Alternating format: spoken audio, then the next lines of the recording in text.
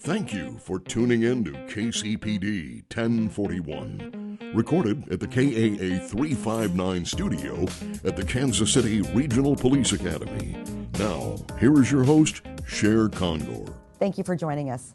So far this year in Kansas City, we have had 63 homicides. Last year, Kansas City had a total of 176 homicides. Of those homicides, 113 have been solved and cleared. An additional 37 prior year's homicides were also cleared. That equals 128 homicides cleared last year alone. This week on KCPD 1041, we take a closer look at the men and women who spend tireless hours solving and clearing those homicides.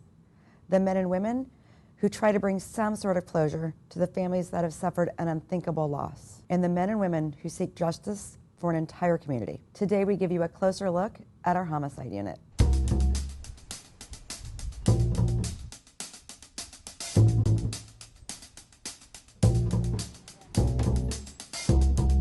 Kansas City Police homicide detectives responded to 176 homicides last year. This year, they're currently investigating 65 homicides. KCPD homicide captain Everett Babcock agrees. These are shocking numbers, but focusing on the number is part of the problem. The people who aren't experiencing it, it's just a number and they almost get numb to it, like they don't understand that 100 plus homicides is 100 plus families that have lost victims. KCPD homicide detective Ephraim Vega agrees. I don't think there's any crime that's more egregious than that of a homicide. And you want to find that justice for the families. You can never replace the person that they lost. Each homicide is a significant event in not just the victim's life, but everybody who cared about that victim. They're victimized too. And there's nothing that you could say to make them feel better, to make the pain go away. But ever since I had those experiences, my goal was to be a member of the Homicide Unit in order to at least try to find some kind of closure, if you will, for these families. Finding that closure is a much different process than many understand. Most of the cases, and I'm sure Detective Vega will tell you the same thing, most of the cases aren't solved like you see on TV with the CSI, DNA, magic, police, chemistry lab stuff. KCPD homicide detectives solve cases by talking to people. The Homicide Unit is comprised of 4 squads with 8 detectives and a sergeant on each squad. Tracking down homicide leads is grueling and taxing work. In order to keep detectives focused, KCPD made a major shift in how they rotate call-out. So our department used to rotate differently. They would have a PM squad, a day squad, and what they call murder squad. So you would be on that for 28 days straight. And Babcock knows, from experience, how that can hamper a detective's ability to follow up. Having been a detective working the 28 days, that was rough. 28 days where you're just on call all the time. And there's been occasions where we've had 30 homicides in 28 days.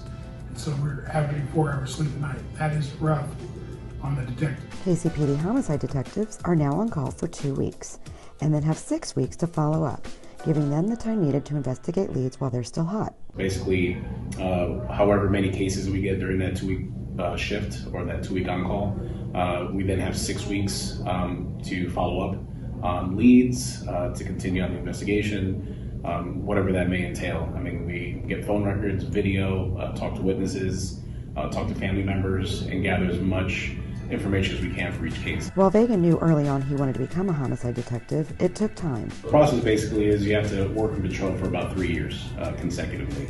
Then after serving time in patrol, gaining that experience, you go through an investigative process. So you put a transfer in, goes through your chain of command.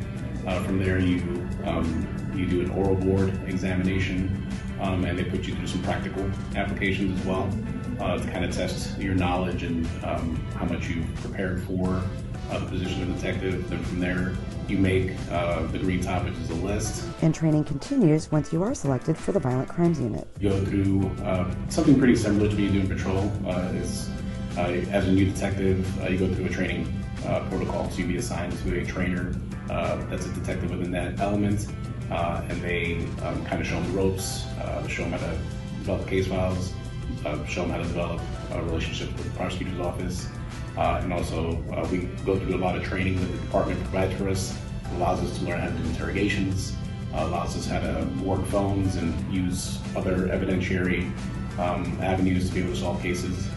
So all those things are readily available, made available, and we're prepared very well by the department. One key lesson Babcock learned in his 14 years as a detective: it's not about the detective, but about the victim and their families. When I first got there as a detective, which most detectives do, our focus is on, I've got to catch the bad guy, I've got to clear my case. Within a couple of years, you realize it's not about you, it's about the victim's families and the people that care about the victims. And that's what's really the payoff. Once you realize that, there's nothing better than doing what you can to help those families who've lost something they can never get back. That's where I get my passion for doing this job. It's just being able to do it for the families and also for the victims that no longer have that voice. And both Babcock and Vega agree that giving a voice to the victim takes teamwork. What the community can do, we want to work alongside them. We need them. We need the neighbors, the family members, those that have information to come forward and help us, because we're all living in the same community and we all want the same things. And we can bridge that gap and find results more efficiently if we work together. And I think that's the most important thing. And if we can get there, I think that hopefully those violent crime numbers can start to, go down, and we can feel a little bit safer. For those of you watching who would like to see a daily homicide analysis, please visit our website at kcpd.org and search homicide.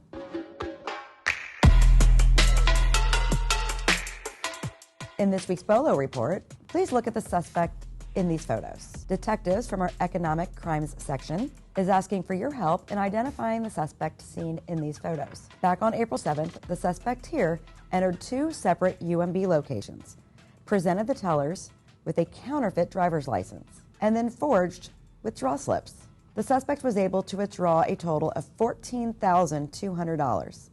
The next day, on April 8th, the same suspect went to another UMB location and again, using the same counterfeit license and another forged withdrawal slip, withdrew an additional $7,000. If you recognize the person in these photos, please contact the TIPS hotline at 816-474-TIPS or make an online tip.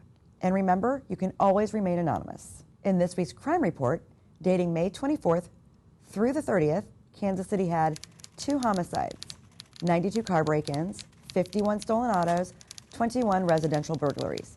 Overall, KCPD officers answered 5,453 calls and 1,704 reports were taken.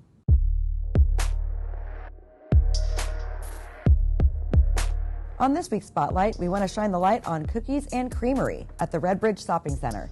Officers from our South Patrol Division stopped by to welcome the new business, and the owner was kind enough to treat everyone to ice cream sandwiches. Thank you for the yummy treats, and welcome to South Zone Cookies and Creamery. I'm sure you will get a lot of visitors from the KCPD. And in this week's Facebook follow-up, we're going to follow up on a New York Post article that we shared on our Facebook page. Last week, First Lady Jill Biden was in Kansas City to tour a vaccine clinic at the Penn Valley Community College. While returning to her plane at the downtown airport, the heel of her shoe got stuck in a crack. Of course, a keen Midwestern eye would see in that photo that it's actually a recently filled pothole. KCPD officers were right there to lend assistance and even grab a quick photo with the First Lady. Check out the Facebook post to read the article and brag to your friends about Kansas City potholes making news in New York City. Before we end this week's show, we would like to give you an update to some street construction we first told you about on the first episode of KCPD 1041. Main Street from Union Station to the Plaza has not improved. In fact, it has gotten worse. As you can see in this video, it's become an obstacle course with a maze of street cones and the need for cat-like reflexes when potholes the size of the moon appears out of nowhere. I would tell you good luck if you do plan to take Main Street, but I think a prayer for your car's shocks and your sanity is more like it. If you would like to avoid Main Street, and I highly recommend you do, please consider taking Broadway, Troost, or even 71 Highway. Seriously, folks, do not take Main unless absolutely necessary. And if you do, please don't be that guy and make a left. That's all this week for KCPD 1041. Until next week, stay kind to yourself and stay kind to others.